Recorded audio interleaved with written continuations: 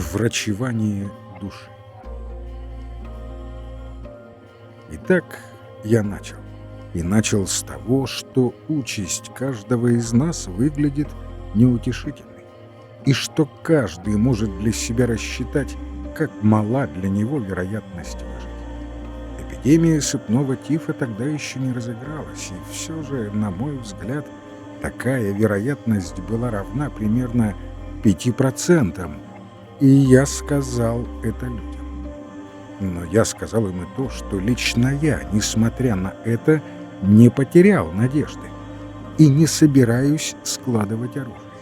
Ведь никто не знает своего будущего, не знает, что ему может принести следующий час.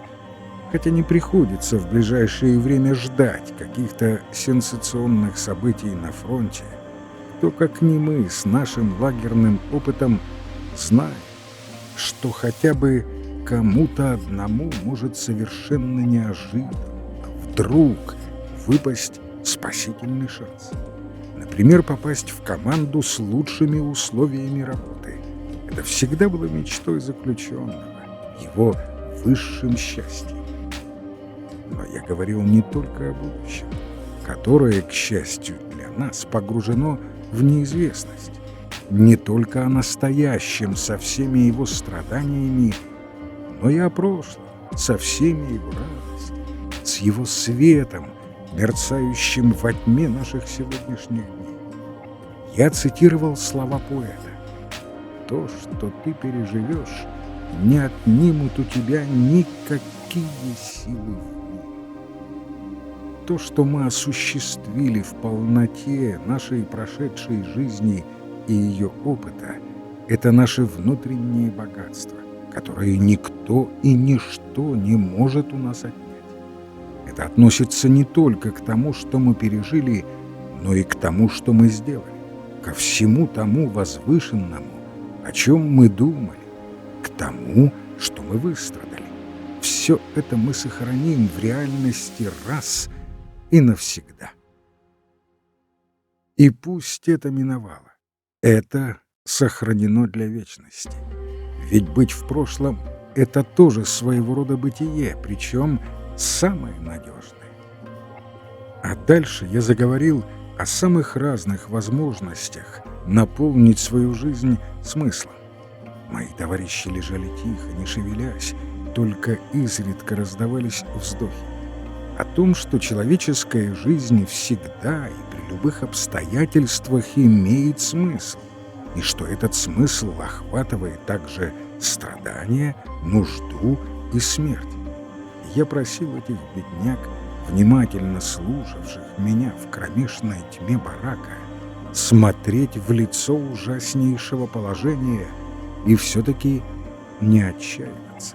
Все-таки сознавать, что даже при всей безнадежности нашей борьбы она все равно имеет свой смысл, несет в себе свое достоинство. На каждого из нас, говорил я, в эти часы, которые, может быть, для многих уже становятся последними часами, кто-то смотрит сверху требовательным взглядом.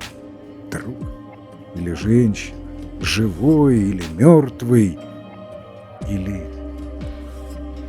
Бог. И он ждет от нас, что мы его не разочаруем, что мы не будем жалкими, что мы сумеем сохранить стойкость и в жизни, и в смерти. И, наконец, я говорил о нашей жертве, что она в любом случае имеет смысл.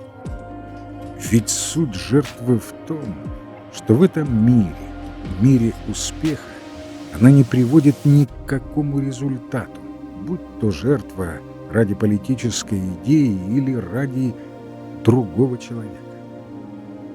Религиозные люди легко поймут меня, и это я тоже сказал. Я поведал им историю моего товарища, который в самом начале лагерной жизни заключил договор с небесами. Пусть любые его страдания и его смерть станут той ценой, которую он платит за то, чтобы смерть любимого человека стала легкой.